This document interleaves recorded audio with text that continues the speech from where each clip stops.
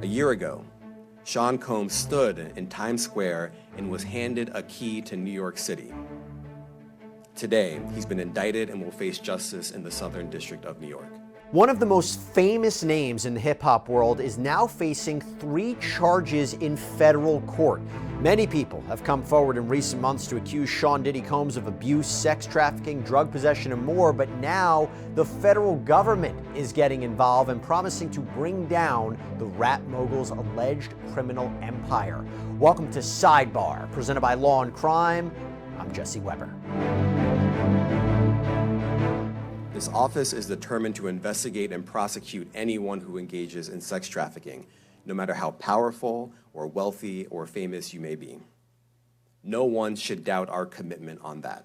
Talk about a day in the legal and crime world. And today, it all centers around Sean Diddy Combs and all of these details and filings in his new criminal case. And we're going to break it down for you right now, give you everything you need to know. So, the Southern District of New York is promising justice for multiple victims who say that rapper, producer, businessman Combs used his power, influence, and wealth to intimidate them into doing his bidding, whether that was obtaining drugs or performing sexually or cleaning up after apparent sex acts. Now, we've of course been reporting on Combs for months here on Sidebar. In November of last year, Cassandra Ventura, Cassie, Combs' ex, filed a huge lawsuit against him, claiming that he abused her physically, sexually, emotionally for years before she was finally able to get away. Now, Combs denied everything she had to say in her filing. He settled the lawsuit with her just one day after it was filed, but we know that set off a chain reaction. Multiple other lawsuits against him and even against his son were filed, alleging sexual abuse, sex trafficking, illegal narcotics possession, violence. Then, in March of this year, Homeland Security agents, they show up at Combs' homes in both Miami and Los Angeles, search warrants in hand. They raided both locations, seemingly collecting a huge amount of evidence, which we will get through in a moment. And we learned at the time that this was connected to a sex trafficking investigation out of the Southern District of New York, but we didn't know all the exact details.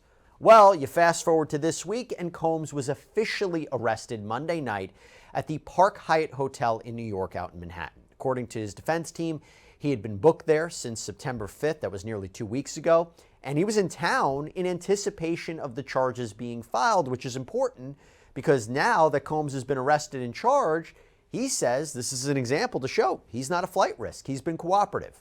However, when U.S. Attorney Damian Williams, again from the Southern District of New York, held a press conference and was asked about Combs' cooperation in this case, he seemed skeptical. Let me just say this. I think that generally with increasing frequency, the word cooperative or cooperating has taken on tremendous elasticity, and it no longer really bears any relation to what the word means when we use it in a very specific context. So responding to lawful process and the like does not qualify as cooperation when we use that term here. By the way, as we sort through all these legal filings around Sean Combs, and there's a lot to get into, can I just take a quick second to tell you guys about something positive? Yeah, something that I think you're actually going to really love. Would you want cash back when you buy gas and groceries? Because if you do, that's where our amazing partner and sponsor of Sidebar comes in, Upside. So this is a free app that, honestly, so easy to use.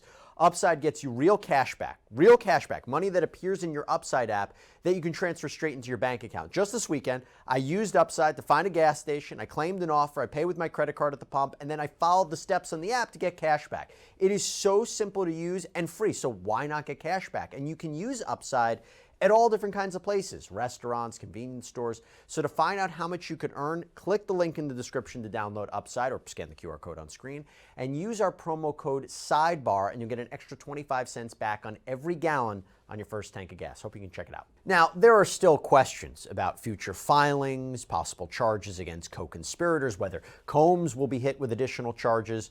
What we do know is we are now getting a look at what the prosecution believes they can prove. And that brings me to this major indictment against Sean Combs. So, Prosecutors filed documents in federal court that lay out the accusations against Combs and his associates. Although, to be clear, Combs is the only one named in this filing for now. He faces 3 charges: racketeering conspiracy, sex trafficking by force, fraud, or coercion, and transportation to engage in prostitution. Now, during a hearing on Tuesday, Combs entered a not guilty plea to every charge. And if he is convicted of all charges, Combs faces a minimum of 15 years in prison with the possibility that the 54-year-old could spend the rest of his life behind bars. That's what we're talking about here. So we're going to break down each of these counts for you, as well as more on why Combs says he should be allowed out on bail while he waits trial. And let's start with the indictment. It's 14 pages, jam-packed with information. I want to hit the highlights. So first, right out of the gate, the government lays out some pretty damning accusations. Quote, "For decades, Sean Combs, a.k.a. Puff Daddy, a.k.a. P. Diddy, Diddy, a.k.a. P. D, Love," they, throughout the course of this indictment, refer to him by his many monikers, the defendant abused, threatened, and coerced women and others around him to fulfill his sexual desires, protect his reputation, and conceal his conduct. To do so, Combs relied on the employees, resources, and influence of the multifaceted business empire that he led and controlled, creating a criminal enterprise whose members and associates engaged in and attempted to engage in, among other crimes, sex trafficking, forced labor, kidnapping, arson, bribery, and obstruction of justice. Which brings me now to count 1, racketeering conspiracy. So the main idea here is that there is a criminal agreement, an agreement to engage in racketeering. And racketeering is when there is a criminal enterprise, it's like organized crime, a grouping of people who break the law. They commit crimes. Now, it doesn't need to be Sean Combs Breaks the Law LLC. You don't need an official company. Just an organized group of people, organized crime. And a criminal enterprise is supposed to have a common goal. So whether it was to benefit financially, whether it was to satisfy Sean Combs' sexual desires, whether it was to protect him, there has to be a common goal in mind. We saw this, we're seeing this actually, I should say, in the Young Thug trial out of Georgia. Big thing for the prosecution is they have listed a number of different crimes. They're trying to say this wasn't done in an individual capacity, but it was done to further that gang. Similar idea here. Okay. Now also, as you're going to see here, in a racketeering case, there are numerous predicate crimes. These are underlying crimes that Combs is not specifically charged with, like arson or kidnapping or forced labor, but they are crimes under the umbrella of the larger criminal enterprise. By the way, I should tell you, the racketeering allegations that we see in this indictment are very consistent with the allegations put forward by Rodney Little Rod Jones, Combs' former producer, who was one of the people that filed a sexual assault lawsuit against him and said there were violations of racketeering law. In fact, although no one is specifically named in this indictment, you can kind of see who those alleged victims of Combs are, their allegations, that they were the basis for the charges here, especially Cassandra Ventura. Because we all know that when that video back in 2016 was released by CNN a few months ago of Sean Combs purportedly beating Cassandra Ventura in a hotel elevator bank, that was publicized for the whole world to see, and he apologized for on Instagram. That is mentioned specifically in this indictment. Now, reading from the indictment, it says, quote, "The defendant and others, known and unknown, participated in unlawful and other activities related to the conduct of the Combs Enterprises affairs. These individuals included certain Combs business employees, such as members of Combs security staff, household staff, personal assistants, and high-ranking supervisors, as well as other close associates of Combs." Now, one of the most startling examples of Combs' alleged control over those around him came from the description of apparent sex parties called freak-offs. This is something that Ventura and others alleged in their lawsuits. What are they? Well, the indictment says Combs and other members and associates of the Combs enterprise wielded the power and prestige of Combs' role at the Combs business to intimidate, threaten, and lure female victims into Combs' orbit, often under the pretense of a romantic relationship. Combs then used force, threats of force, and coercion to cause victims to engage in extended sex acts with male commercial sex workers that Combs referred to as, among other things, freak-offs. Freak-offs were elaborate and produced sex performances that Combs arranged, directed, I'm not going to say the next part, basically pleasured himself during and often electronically recorded. In arranging these freak-offs, Combs, with the assistance of members and associates of the Combs enterprise, transported and caused to be transported commercial sex workers across state lines and internationally. Freak-offs occurred regularly, sometimes lasted multiple days, and often involved multiple commercial sex workers. So this is also kind of a flavor of the sex trafficking charge, which we'll get to a little bit later. During freak-offs, Combs distributed a variety of controlled substances to victims, in part to keep the victims obedient and compliant. Sometimes, unbeknownst to the victims, Combs kept videos he filmed of victims engaging in sex acts with commercial sex workers. After freak-offs, Combs and the victims typically received IV fluids to recover from the physical exertion and drug use. The indictment then provides more details about what Combs expected his employees to do before, during, and after these sessions. Now, Combs did not do this all on his own. As I mentioned, Combs has been charged with RICO conspiracy. He used his business and employees of that business and other close associates to get his way. Those individuals allegedly included high-ranking supervisors in the business, personal assistants, security staff, and household staff. The indictment alleges that those individuals facilitated the freak-offs. They booked the hotel rooms and stocked them with the supplies, including drugs, baby oil, personal lubricant, extra linens, and lighting. When the hotel rooms got damaged, they helped clean it up. They arranged for victims and commercial sex workers to travel for the freak-offs, and they delivered large quantities of cash to Combs to pay for the commercial sex workers. According to the indictment, in or about March of 2024, during searches of Combs' residences in Miami, Florida, and Los Angeles, California law enforcement seized various freak-off supplies, including narcotics and more than 1,000 bottles of baby oil and lubricant. Wow, you talk about physical evidence here to prove these claims. Now, federal prosecutors allege that Combs used the threat of violence as well as actual assaults to keep his alleged victims in line. The indictment reads, quote, Combs maintained control over his victims through, among other things, physical violence, promises of career opportunities, granting and threatening to withhold financial support, and by other coercive means, including tracking their whereabouts, dictating the victim's appearance, monitoring their medical records, controlling their housing, and supplying them with controlled substances. During and separate from freak-offs, Combs, among other things, hit, kicked, threw objects at, and dragged victims at times by the hair. These assaults often resulted in injuries that took days or weeks to heal. Combs also threatened victims' careers and livelihoods, including if they resisted participating in freak-offs. So a majority of that indictment covers that first count, racketeering conspiracy. Now I want to talk quickly about the other two counts that he faces. So count 2 is a charge of sex trafficking of a victim by using force or coercion or fraud to have that person engage in commercial sex acts that are either for money or something of value is promised or given. And there were allegations that Combs had made promises of opportunities and so forth to get what he wanted. And he's also charged with count 3, which is related to the transportation of people for purposes of prostitution. Now, quick side note about this. This is a comprehensive indictment, but it doesn't have a lot of details about what evidence prosecutors have to prove all of this. It also doesn't include every allegation that has been asserted against Combs in numerous civil complaints. For instance, there is nothing regarding minors. There's been a lot of allegations that there were minors at these Combs parties, which we had heard before in these other allegations and these other complaints. Nothing about minors here.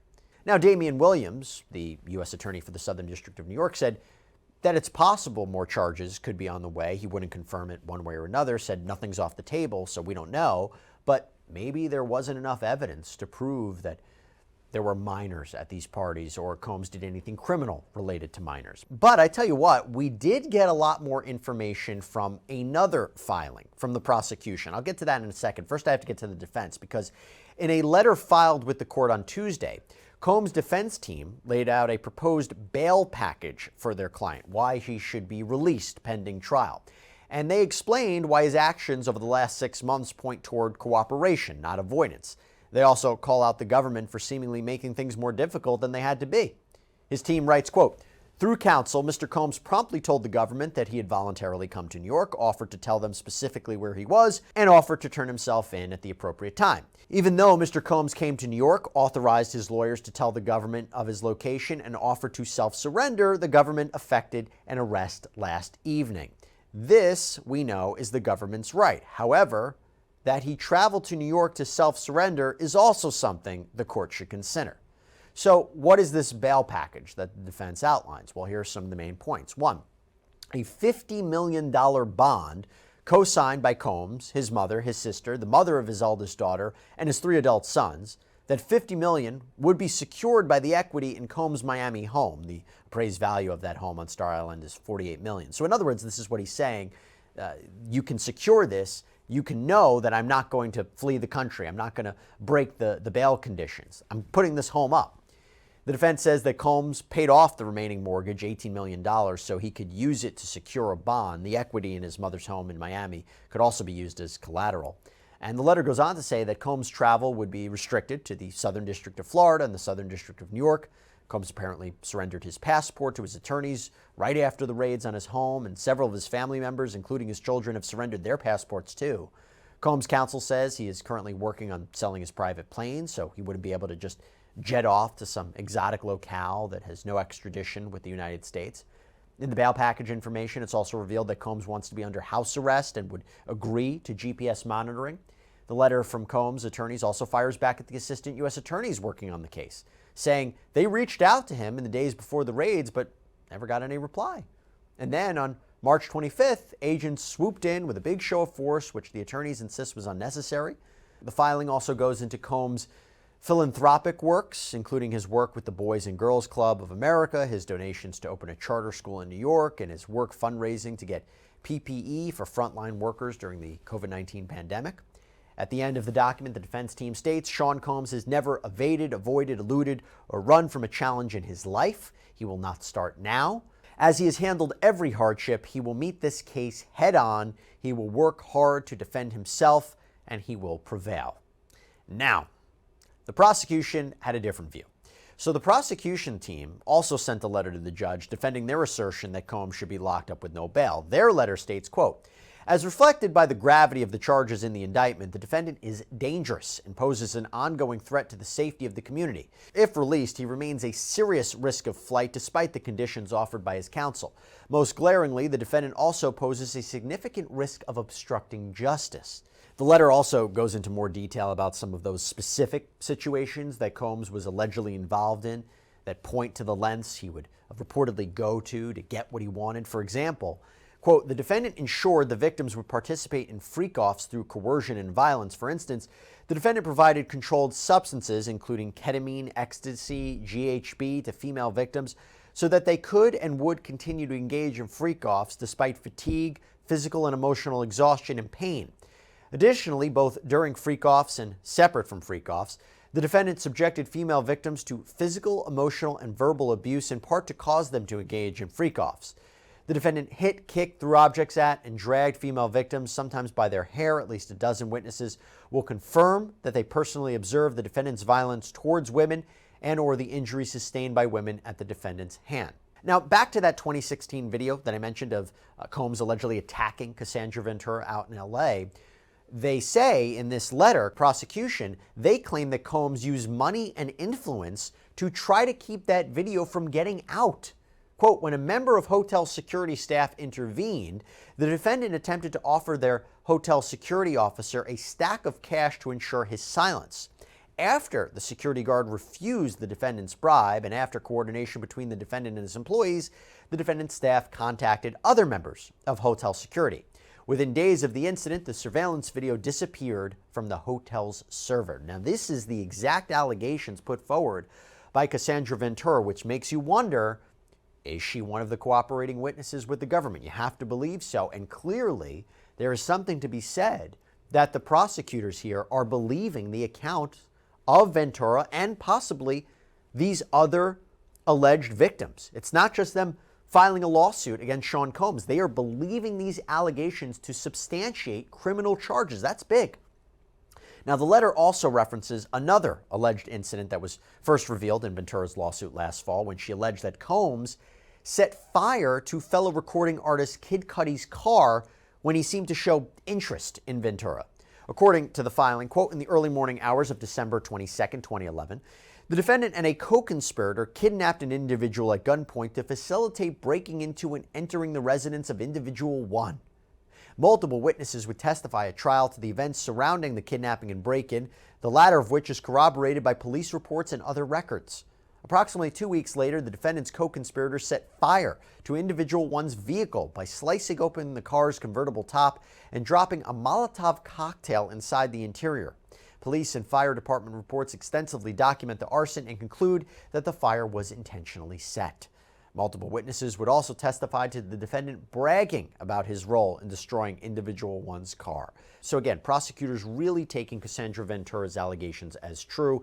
And again, while he's not specifically charged with arson, that is a part of the racketeering charge. Goes on, the prosecution, they raised concerns about Combs' access to weapons as well, especially firearms.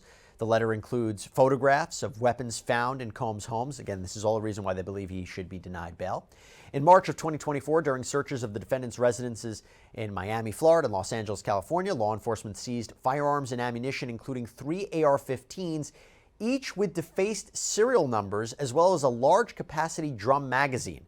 As pictured in a close-up image, the serial number of one of the AR-15s is visibly bored through and obscured. By the way, that in and of itself is a federal crime. We did an episode about the recent potential shooting of former President Donald Trump. That individual is charged with that crime. The filing goes on to state, quote, 2 of the 3 defaced AR-15s were found in the defendant's Miami bedroom closet, stored broken down in parts, along with magazines that were loaded with ammunition. In addition, 6 legally purchased guns with serial numbers, some of which were stored in gun safes, were recovered from the defendant's residences. Now from there, in this bail letter, Combs is also accused of trying to influence witnesses. Prosecutors state, quote, specifically following the November 2023 lawsuit, the defendant and intermediaries acting on his behalf reached out to potential victims and witnesses to the alleged conduct, including individuals he did not speak to regularly and had not spoken to in years, to attempt to feed those victims and witnesses false narratives about the defendant's criminal conduct. For example, on or about November 19, 2023, just 3 days after the filing of the lawsuit described above, this is the Cassandra Ventura one, the defendant made multiple calls to another victim of his sexual abuse and recorded certain of those calls using the cell phone of a co-conspirator. During the calls, the defendant repeatedly asked for the victim's support and friendship and attempted to convince the victim that she had willingly engaged in acts constituting sexual abuse. The defendant also assured the victim that if she needed the defendant to, she ain't got to worry about nothing else. Quote, even more concerning, since learning about the criminal investigation, including following the execution of the search warrants at his residences, Combs contacted other witnesses on multiple occasions, including other witnesses who had received grand jury subpoenas, basically accusing him of obstruction. And by the way, the prosecution also points out that many of the crimes that Combs is accused of happened in his home. So putting him on house arrest, they would say, doesn't do much to mitigate potential wrongdoing inside his residence.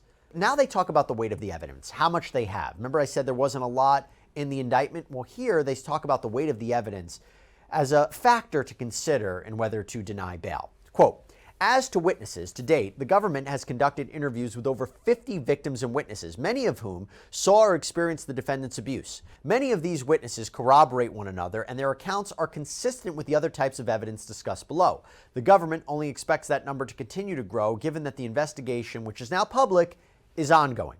And also, the prosecution revealed in its filing that the government has seized more than 90 cell phones, laptops, cloud storage accounts, hard drives, thumb drives, cameras, a surveillance system that they say shows this criminal activity.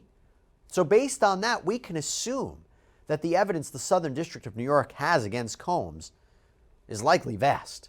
Quote, the evidence also consists of physical evidence, which was seized pursuant to search warrants executed at the defendant's residences in Los Angeles and Miami, as well as on his person and the persons of certain co-conspirators. In addition to the firearms and electronics discussed above, The physical evidence also includes other evidence of freak-offs, including over 1,000 bottles of baby oil and personal lubricant. Pretty disgusting.